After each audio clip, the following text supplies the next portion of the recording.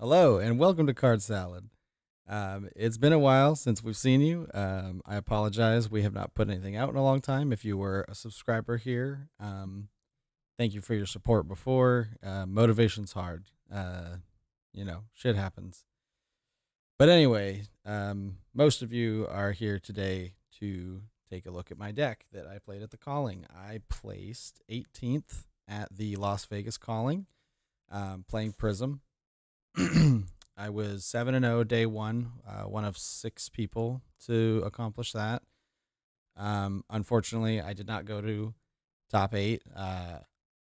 We could talk. I'll talk about that another time. But I was knocked out by 3 chains on day 2 out of my 4 rounds. But we're mostly going to focus on the 7-0 portion of the tournament, the success of the deck going through Swiss. I'm kind of winging this. This is the first deck profile or tech or whatever you want to call it. I'm gonna break down all my tech choices, the goal of the deck, the kind of style. I call it mid range. I'm pretty sure that's correct. I don't know if you think that's wrong. Let me know. But I'm gonna pull up the deck here and we'll get started. All right, so where do I even begin with this? All right, so down here, we've got, this is pretty much, not the auras. I wouldn't call the auras core. And discount the reds here. So, like, yellow and blue heralds are always in. Pretty much always. There might be a matchup or two where you got to make room and take out the Herald of Judgments. But as far as I can recall, I think these were in my deck, my main deck, pretty much the whole tournament. Attack actions that block for 3, that have 6 power, and go to soul are pretty good. And they're yellow. Like that's even better. It's just these are great cards, all of them. Pretty much always going to be in the deck. The blues, I occasionally take out the blue Herald of Ravages. And that's about it. Every other blue stays in all the time. Even if you're not in like the aura control, blues are important because, you know, if you play a herald, if you play a 2-cost herald, like, I don't know, you swing with yellow Herald of Rebirth, you pitch a yellow, you play the yellow, and then they pop it. You're gonna need a blue to gain an action point and play another 2-cost herald. So blues are very important on your turn-to-turn math. Oh my God, what are you doing?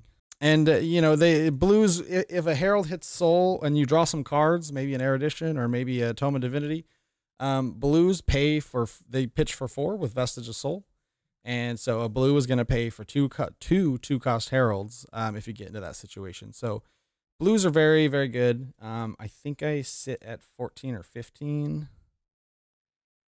Let's subtract the lunging presses. Oh, FabDB says there's 6 in there. I don't believe that. Damn it, you're gonna make me count. You're gonna make me do editing. All right, so there are 13 blue heralds and 2 blue lunging presses. So that's 15 blues. I don't really want to go over that. I think that's the sweet spot. And if I wasn't running the lunging presses, there would be 2 extra blue heralds in there, I think, just to maintain that 15 count. A quarter of your deck, that's like right where you want to be. That's perfect math. Every hand has 1. It's very good. I think most people would agree with this amount of blues. You want more if you're going for a more aura centric build. Maybe more defensive, or you're running the other 3, the Parable of Humility. I think the more defensive builds have more blues, just like pay for defense reactions. Maybe they've got immovables in there, or, you want to be able to pay for a soul shield and also have extra resources left over to pitch 1 more card and put an aura in play. There's reasons to go higher in blues, but for what my deck is doing, 15 is the perfect number. Yellows, looks like we're sitting at 46. And you want at least 50% of the deck to be yellows going into any match. They're extremely important. If you whiff a yellow, you're in a really bad spot, especially in an aggro matchup, because you're going to have to block with a couple cards and then swing with one thing. Maybe pitch a blue. Sometimes that's okay if you're like pitching a blue for Phantasmaclasm, or like a red for a red War Tune. That's like okay, but you really want that go again. You don't want to let off the gas. You don't want to have to. And that's kind of what I was planning for going into this tournament, was a lot of aggro. My local meta is a lot slower, but I was highly anticipating many chains, obviously, and I was expecting a lot more Katsu than there was. I actually only faced one Katsu throughout the entire thing, but you know, my deck was able to handle everything I came up against. Well, I guess not, because I didn't win. I faced 2 chains in day 1, and I managed to beat both of them. And then I did beat that Katsu. And my other matchups, was I going aggro on any of them? It's kind of hard to. I'll get to that later. But yeah, you want a shitload of yellows in here. And then like yellow heralds are just good. 2 for 6 is a good attack. 2 for 6 go again is good, and threaten to go to soul. Like yellows are fine. And we have things in here to turn yellows into pseudo reds. So that's what Lunging Press and Art of War and Plunder Run, that's what that's all for, is so that you can run this solid yellow count with just like, you know, 6 attack for 6, block for 3, pitch yellow. And then we can, when we need to, turn those into really good breakpoints. These were kind of my tools, not the get out of here. These are my tools to like keep the structure of my deck sound and fix the math, and even in surprising ways too, which is, I think, is better than just playing a red herald. Yeah, the element of surprise is better. And then let's see. I don't think anything's out of ordinary on the yellows. Actually, maybe my 2 heralded rebirths. Those get cut a lot, and I threw these in last minute, actually. I had 2 unmovables in the list to help my Bravo matchup, just in case, you know, I ran into like a better player who was maybe running the aggro package. That's kind of that can be a tough matchup if you don't like hit the nuts or library early or something. So I was running 2 yellow unmovables in addition to the soul shields, in just to help with like those early dominated things. You don't want to get hit with a crippling crush early, or I don't really care about spinal crush, to be honest. You're really looking to just put auras on the board. Mostly those ones that are going to like remove your arsenal or remove your hand. But I kind of decided I've been stomping Bravo a lot lately without, and like really never needing them. So I cut them last minute, and I thought Bravo probably wouldn't be that popular anyway. I ended up not facing any. So I cut those and put in 2 Heralded Rebirths because I'm running Art of War, which is probably what most people are curious about. So Art of War, I decided to pump the attack count because of that banish, draw 2, and +1/+1, which matters significantly on the defensive side and the offensive side. There was like the latter half of a chain match on camera, and you can see me use Art of War defensively for that to pump all of my attacks to 4 blocks, which is very significant in the defensive position. But mostly, I mean, that's not my plan against Chain anyway. I'm looking to kill him. But this is here for drawing more cards and pumping for +1. Because turning all of your yellow heralds into red heralds is very good. So I guess I'll go over the reds real quick since I'm going through pitch values. So for reds, we have 11. It's pretty small. It used to be a little higher, but they kept clunking up my hands despite being so few of them. You know, a quarter is not like a few, but the blues don't clunk up my hands as much as the reds would, because the blues at least are resources. But, you know, you get 2 reds in hand and like 2 blues, and it's like rough. So I kind of cut some reds to put more yellows in. And it's felt really good ever since then. And I just recently jumped down to 2 Command and Conquers. I hate this card, to be honest. Like, in the current meta, you know, against all the aggro stuff, no one's ever arsenaling anything. Not never, but like, it just seemed like every time the card came up, they never had an arsenal. So it was just 6 damage that doesn't go to soul.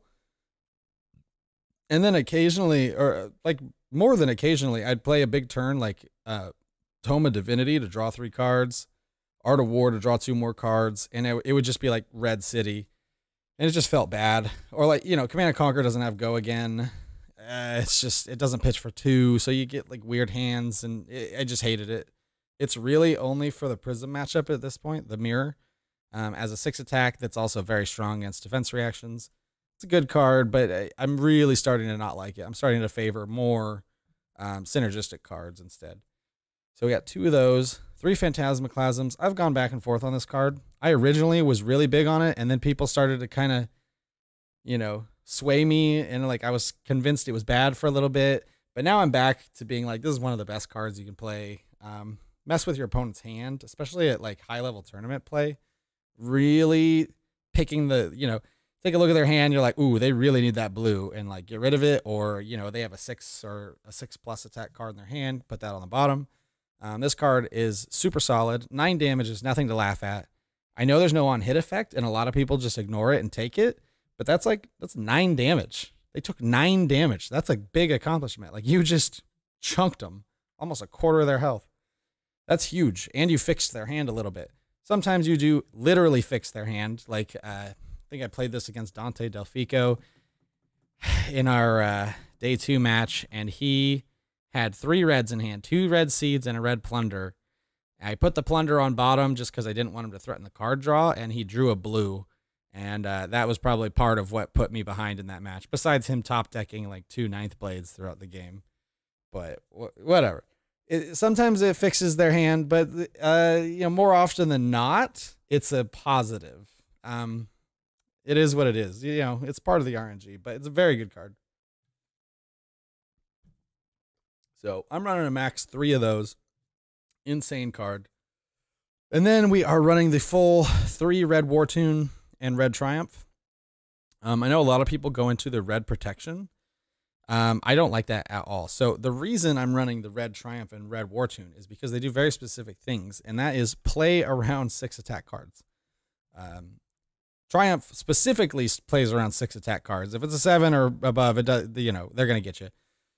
But the War Tune does the same thing in a different way. So you pitch a yellow for a Red War Tune. If they don't have a pop card, they're looking at a 1 cost 7 damage go to soul. That's insane. Like, trigger Vestige, deal 7 damage, put a resource in your soul for later. Like, crazy card. And if they do pop it, if they decide to pop it, they have it and decide to use it. You use the other resource from your yellow to just gain an action point. You still have 2 to 3 cards to work with if you have an arsenal. And then you attack again, hopefully with like another red something, just to threaten that 7 break point again. But yeah, they basically, they're my lead cards. They're like, hey, you want to pop this? You know, and like, if they don't pop it, if they maybe hold for, like, if they do have it and they don't pop it on the War Tune, it threatens to go to soul and like allow me to make a Tome of Divinity play or something of that nature.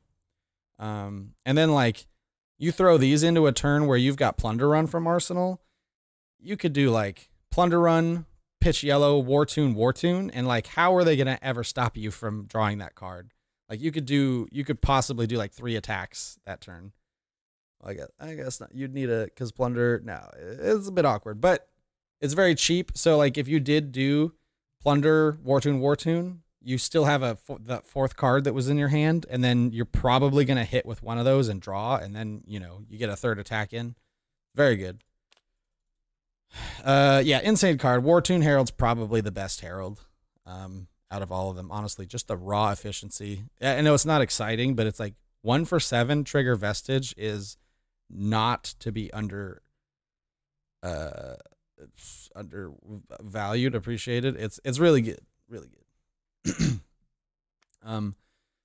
So that about covers the reds. 3, 6, 9, 10, 11. Yep, that's all of them. Just like very precise, doing very specific things.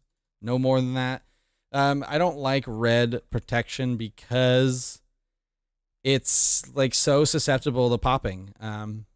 That's gonna ruin your day. Leading, when you lead with like a heralded protection or a judgment and it gets popped, that's just devastating.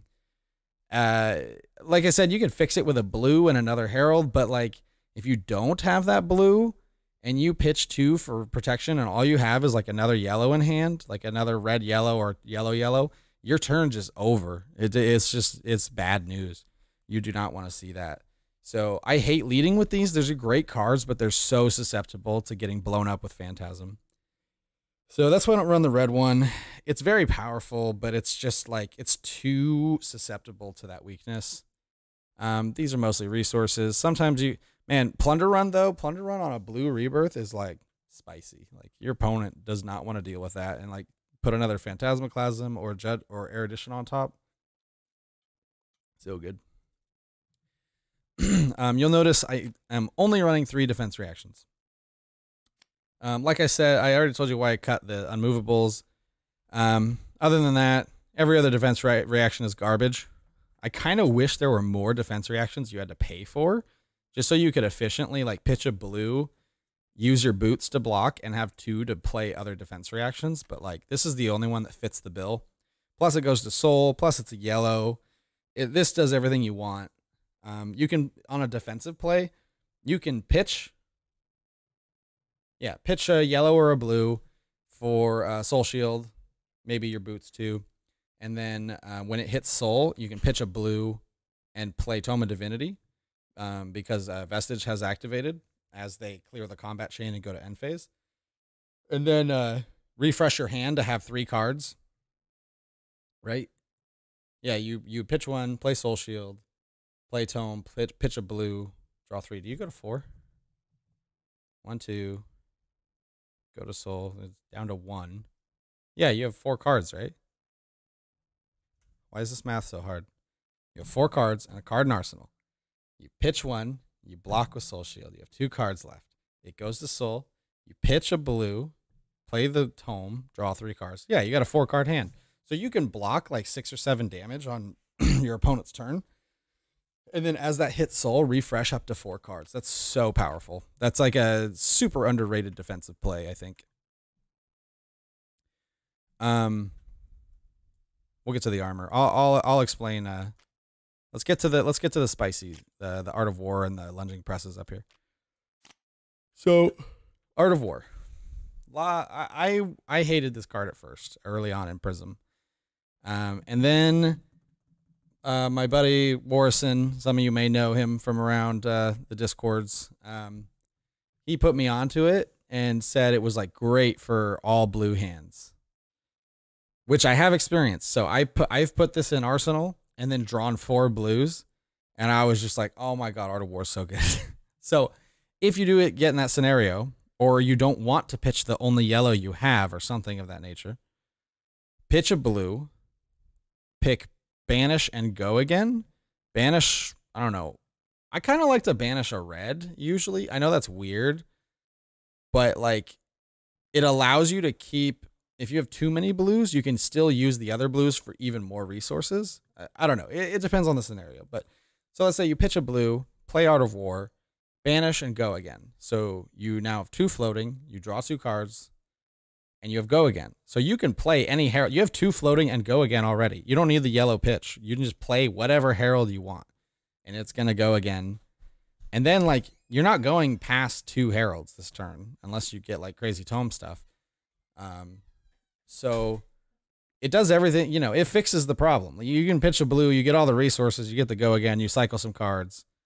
And it does more than that, though. Like, some people were like, well, why don't you just pitch a yellow, like, and have any yellow card and pitch it? And then, you know, it does the thing you want. Because drawing cards is so good. The more I played with Tome of Divinity, the more I realized that, like, playing those tomes and drawing more cards gets you to your other cards faster. Like, your good cards. So, like, Art of War, banish a card you don't really want or need.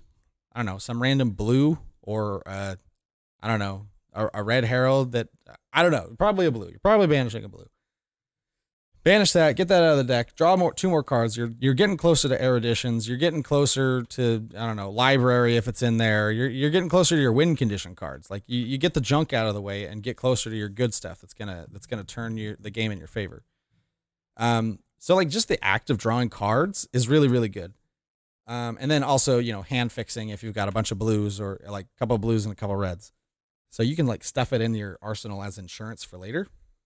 But then the more I played with Art of War, the more I was like, oh, it's way more than just like fixing a blue hand. This thing opens up so many avenues to overwhelm your opponent. So if you can pitch a yellow for it, or like figure out how to pitch a yellow before you play your first Herald, pick Banish and +1. So cycle a couple cards, and then turn all of your yellow Heralds into 7 attack, or except for Erudition. That breakpoint is so crazy. It's just like, it's hard. It's so hard because you like they're gonna, if they don't want it to hit, they need to commit extra resources. Whether in the Prism mirror, that would be like a shield, which is like, you already know it's there, or they could pitch and make one, but whatever. Other classes are going to need to throw armor in, or they're going to need like a red defense reaction, like a sink below or something. But like people don't want to block with their armor against Prism unless it's Herald of Erudition. So you're probably going to get that one, you know, if they do want to double block something, they're probably not full blocking a 7 attack in a lot of cases. You're going to get that like 1 damage, 1 to 4 damage in, and then it's going to trigger your Vestige, and then a lot of other things can happen after that, namely with Tome of Divinity. But like, it can also make your math better so that a blue pays for 2 more Heralds that are coming in for +1. It's just very, very, very good. My favorite play that I've come up with this, if you have Art of War and Tome of Divinity together, and you pitch a blue, you pay 1, you're floating 2 here. You banish and +1. You have to know you have this or know that it's coming very soon.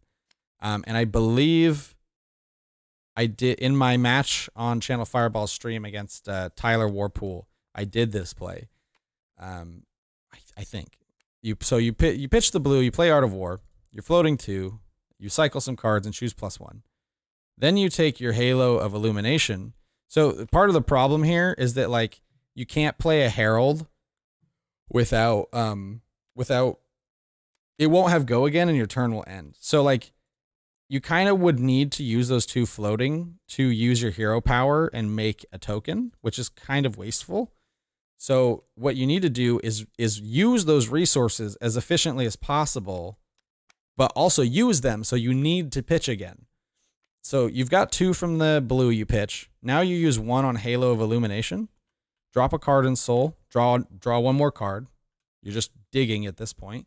But now you only have 1 floating, and you've triggered Vestige. So now you play the Tome, and at this point is kind of when you've got 1 floating. So pitching a yellow gets you there to the Tome, and you can get that. Now you can trigger that go again for the rest of the turn. So that's a good time to do that. Or you could pitch a blue. You're still floating 1, so you still need to pitch after that. But now you've drawn a shitload of cards. Vestige is online, and all your Heralds have +1. So if you find a bunch of yellows, you know, they're all 7s, and then your reds were already above that breakpoint. Now you're just soaking in extra damage. You know, I've had double Art of War turns like that, where I'm coming in with red War Tune Heralds for 9, and that like 1 for 9 is like your opponent wants to throw up when they see that coming. That's by far my favorite play. Art of War just opens up some crazy lines of play, and you can use it as a pseudo attack reaction. So you can, and I think I also did this in my match against Tyler. To end the game, I played a Herald of Judgment for 6. He had to double block it. He had 1 token left, and I wanted to make sure that was out of the way because I had Erudition in Arsenal. So I play the Judgment. I had a blue in Art of War and Erudition in Arsenal. So I come at him for 6. He double blocks. I play Art of War as an instant, pitch blue, floating 2. I choose +1 and go again. It doesn't matter. I can't banish and draw because there's no cards left in my hand. So the important thing is to get it to 7. I pop the shield. And then I follow that up with Erudition for 6. And he was, he did the whole Prism thing where you pitch and use your boots and make a token and block for 5. Oh, but it's 6 attack. It's not 5. So Erudition hit for 1, drew 2 cards, and then I ended the game. So it's just like, this card is crazy. It's so good. I mean, that much is obvious, but it's just like, it's more powerful than you'd think in Prism. You really got to practice those play lines, but it opens up some cool stuff. Lunging Press is here because I know it's like a weak card. It's like a weird card, a weak card. But it was here because I noticed a lot of people in matches where they were going to block. They were exact blocking in a lot of my online testing and playing against random people throughout events and stuff. People were perfect blocking my heralds because like most prisms got off of pummel. And plus, like, they can't even guess pummel if you only have 1 card left. Like, no resources floating, 1 card in arsenal. They're like, what's he going to get me with? And then that's when they exact block, and you go, boop, lunging press. This actually won me a couple, maybe a couple matches throughout the tournament. One for sure. There was the one ninja I played. I threw out Erudition for 5, and he exact blocked. I think he used Mask and 1 card from hand. And then I lunging pressed for +1. So that hits for 1, goes to soul, draws 2 cards. All right, so now I use this shitty attack reaction to turn on Vestige and refresh 2 cards. Insane. Now when you look at it in that light, this card's insane. It's like all you need is that on hit effect or this on hit effect when you're playing against Chain. Like that's what this is for people who exact block Erudition and exact blocked Herald of Judgment. Like Husk puts it 1 over Husk. So that happened. I poke him with it. I draw 2 cards. I draw another Erudition. I play it. He already used his Mask. He can't block it. I draw 2 more cards. I draw another Erudition. I play it. I draw 2 cards. You see where it goes. I because of lunging press, I drew into like a blowout against the ninja. This was at 6-0. This was the match that put me 7-0. This card put me 7-0. I mean, I might have won it, who knows? But like this put me like 20 HP ahead, right? You can also use it to push Command and Conquer over the top of a double block. So there's another card in the deck it's really good with. You can also surprise lethal. I've come very close to lethaling someone with just +1. Like, a lot of games will come down to like, all right, I'll go to 1 HP. And then if you're sitting on this, you go, just get it. But so that's why those are there. 2 felt appropriate. 3 felt like way too much, being a non-light card. You don't want too many of those in your deck, and I've already got this big chunk right here, plus the Phantasmaclasm. So 2 was just enough, and I that felt really good. Plunder runs. I've gone back and forth with Plunder Run. It seemed to be coming back in favor. A lot of people have been liking it. I tried putting it back in again lately, and I was enjoying it too. It's just after the first one, after you use Dreamweavers, they're just like so susceptible. It's kind of like protection. It's like committing too much to get popped by Phantasm. It is what it is. They're very good. It's very good to get at least 1 off a game and use Dreamweavers on it. I've ended games pretty savagely with a Dreamweaver's Plunder Run Herald of Erudition for 7 dominate, draw 3. Now that's what you want. That's what you want to see from this card. Yeah, good card. Yellow pitch, obviously. You need it to not clog your hand. Yellow helps you do that. So like if you don't want to take the risk of putting another one once your Dreamweavers are gone, you can just use it for fuel. Good stuff. It's a good card. It never felt bad.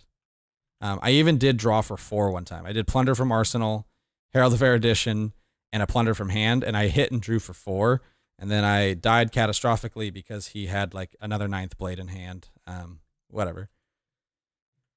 Any other weird stuff? I guess the Tome of Fyendal, you guys probably know by now. It's just to draw cards. It's not in the aggro matches. It's pretty much for any time you play auras. You don't need the action point until you have your board state. So Tome of Fyendal, Art of War, Tome of Divinity, all the library, all of that is to power through your deck and put auras on the field. That's all you need, because once there's 2, 3 auras in play, and probably not usually 3, but like If there is 3, the game's over. You won. And assuming they don't have, it's not a dash with like high octane or something. But generally 2 to 3 auras, and you have enough tempo to close out the game. So that's all you're doing. You're going to, a great turn is like Tome of Divinity, draw 2 more with Tome of Fyendal, even if it's not from Arsenal. Even better if it is.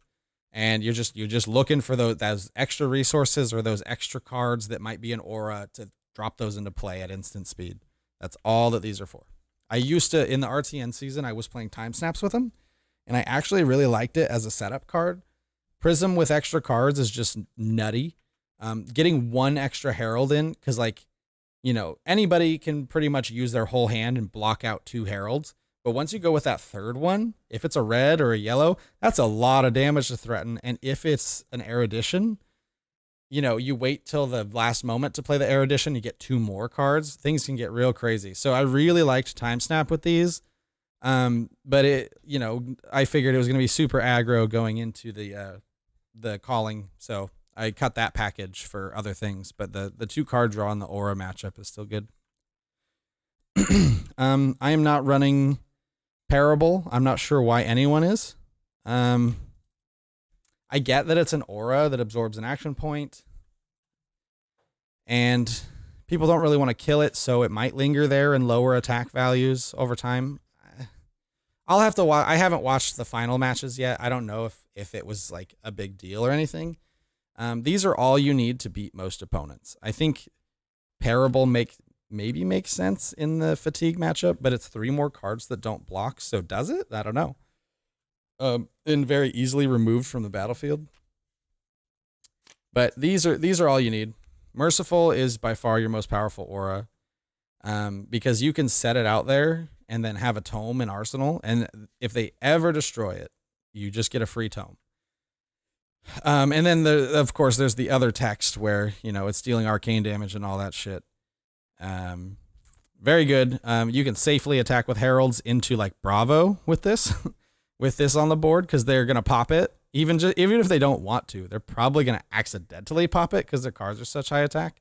And then you get a card in Soul. You ping him with Arcane. Now you've got a card in Soul, so you just pitch another card for extra, get that action point back, continue with your aura plan.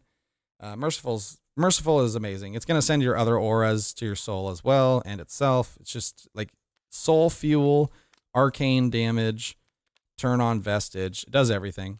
Genesis is like obviously powerful, but I think Merciful is sneakily more powerful than Genesis because of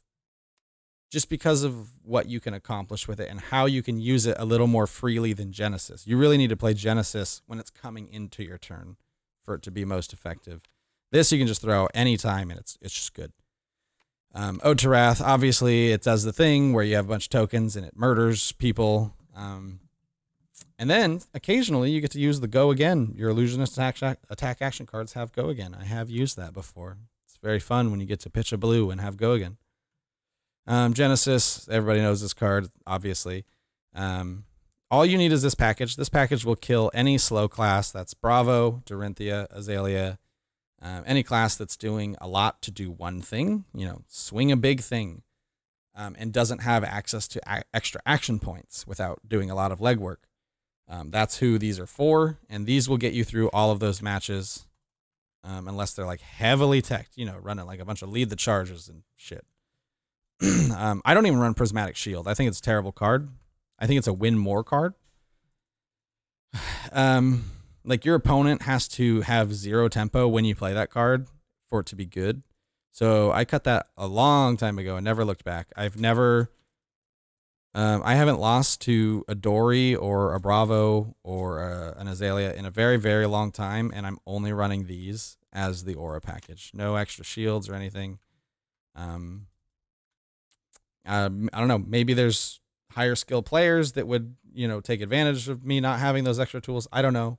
In my experience, this is all I've ever needed. And then, the rest of the deck is committed to going aggro against the rest of the meta.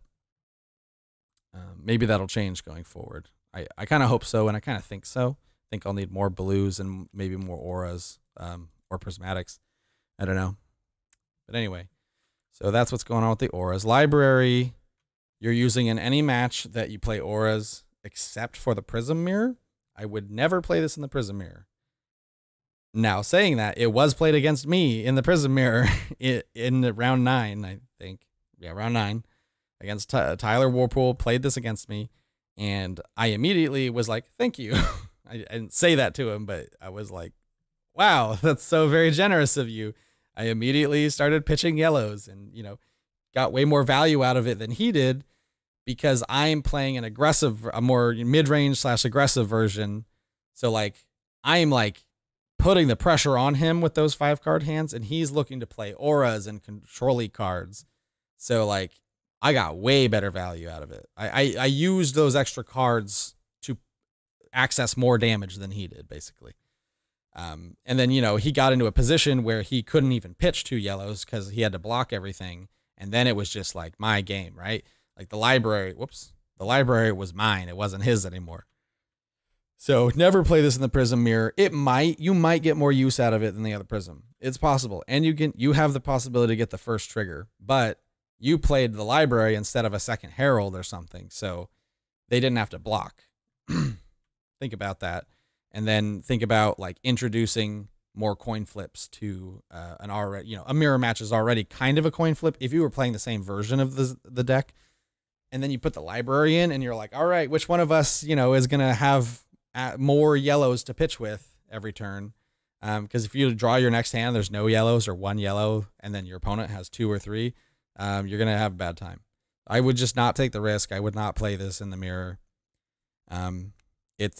Sometimes it'll work out, and sometimes they're just going to get way more value than you, and it's going to feel horrible. But do use it against other aura matches. Bravo, Dorinthia, Azalea, and some aggro matches. No aggro match. I don't know why I said that. I was thinking Katsu, but like that would be mid-range or control Katsu. You could play the library. Not aggro Katsu. If you know it's aggro Katsu, this will kill you. That's a very close match, and you don't want a no block, no pitch card. You'd have to have it on like turn 1, otherwise it's going to kill you. Definitely never aggro. Mid-range and control matches you can play it in. This really helps your dash matchup too. Getting this early against dash is a way to turn that into a slightly favorable matchup. That's a hard match either way though. Okay, armor. So this is my pretty much always package. Got the footsteps, of course. Halo, so Halo is like, it's to force Tome of Divinity. That's what it does. An extra card. It also drops an extra card in Soul, which is relevant for Celestial Cataclysm, and making tokens. In the mirror, Soul is very important. Whoever has more Soul is in a better position because, if you're going back and forth with auras and stuff, pitching to make a token to hit their aura is very great value rather than sending attacks into it. And then like, in control matches, being able to block with 3 cards to protect tokens and then pitching that last card to make a token with your hero power by banishing from Soul. So you need a pile in your Soul to be able to do that multiple turns in a row. Because like if you don't have a Soul, and again, this happened in my mirror match, he ran out of Soul. So at a certain point, he would block out my turn, but then all he could do, even though he had like 5 or 6 tokens, all he could do is swing with one of them because with that last card, he couldn't pitch for anything. Couldn't pitch for Soul, no other cards to play. Basically, he's swinging with 1 token and putting a card in Arsenal. So it's a little better than just doing the Tome of Divinity play, but it is mostly for Tome of Divinity. You'd prefer to see 2 tomes at one time before you do this, but sometimes you just got to go, and that's good enough. In most cases, I'm running this. So the only reason I never play Skullcap. I don't even own a Skullcap. I had to borrow one. I put it in last minute because I finally figured out how to give me like a slightly better chance against Katsu, aggro Katsu specifically. And because you don't want to block from hand with Prism in an aggro match. 3-card hand Prism is so much worse than a 4-card hand Prism because you need to pitch Herald. You can't, unless you have 2 War Tunes, you're going to pitch Herald and Arsenal, or, you know, it's so much worse. And they're going to hit you consistently for like 10 to 20 every turn. You need to return that. So you cannot block with a card to stop their mask trigger.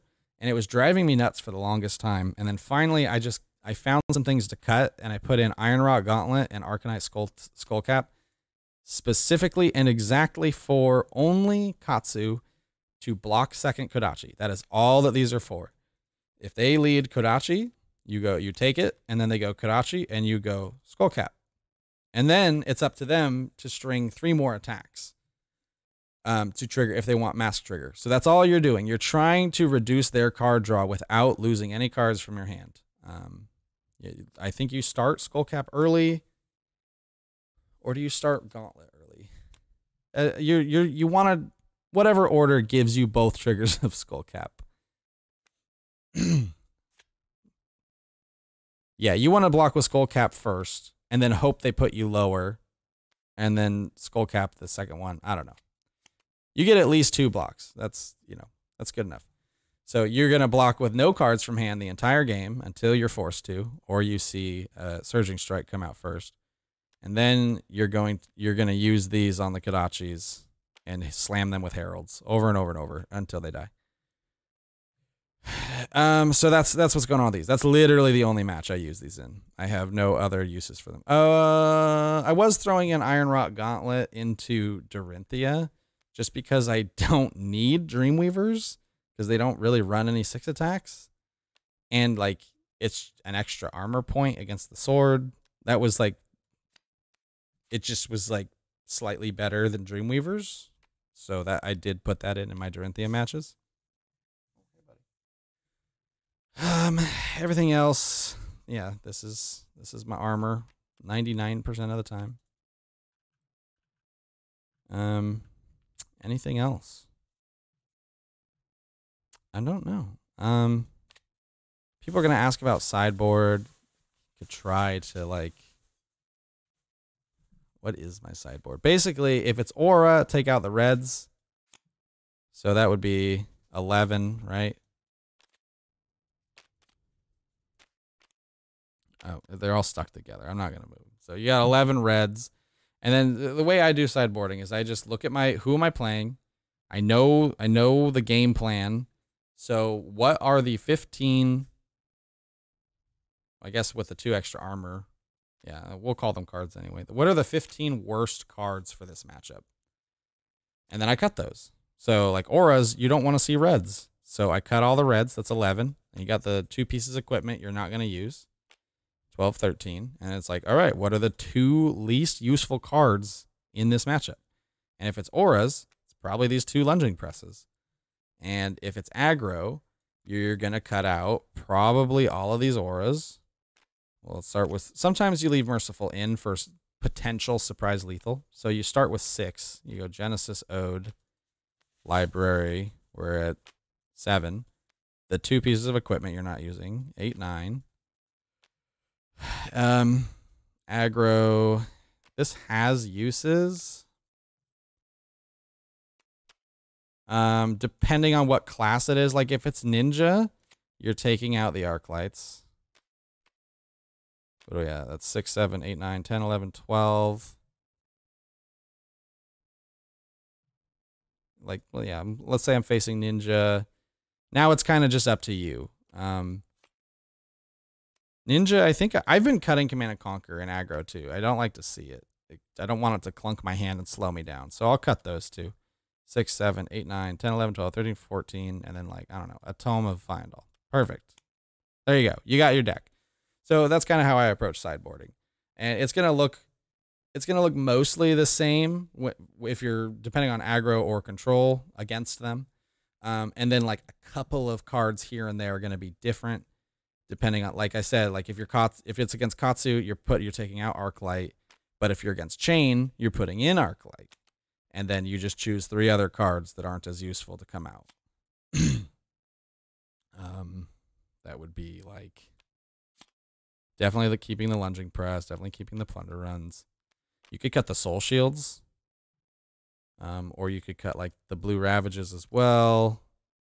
And maybe No, you're probably gonna fill your soul up a little bit. Yeah, you figure it out. If you want to ask me any, you want to drop a comment below for a specific sideboard, I can tell you. But also, it's not really going to matter because the meta is about to shift hugely with the Tales of Aria. At least I think. But yeah, if you have any questions, let me know, and I will do my best to answer them. I don't have anything else going on. I'm not sure what else to dive into here. That's pretty much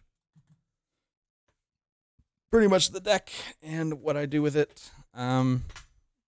The goal is to reduce your opponent's life total to 0 before they do that to you. But all in all, I ended 18th, and I did the 7-0, which a lot of people hit me up about, and they were congratulating me, and that was awesome. I got like 5 minutes of fame there. People hitting me up about decks and stuff.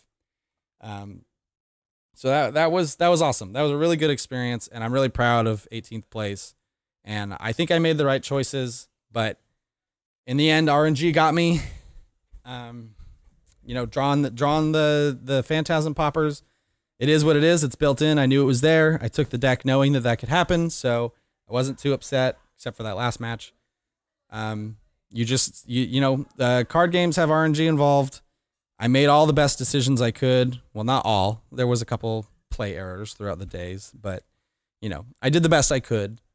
And, my results show for it. Top 18 or 18th place out of 750 or whatever it was is nothing to be disappointed in. So I'm very happy for that. And I'm very thankful to everybody who congratulated me and said they enjoyed my match that was on stream. That means a lot. And it felt really good to suddenly be recognized in the community. And now you're here looking at my deck. So thank you for that as well. I don't know what else to say about it. So if you have any questions, drop them in the comments below. Thank you for watching. Thank you for checking out my deck. And I'll see you guys in the next meta.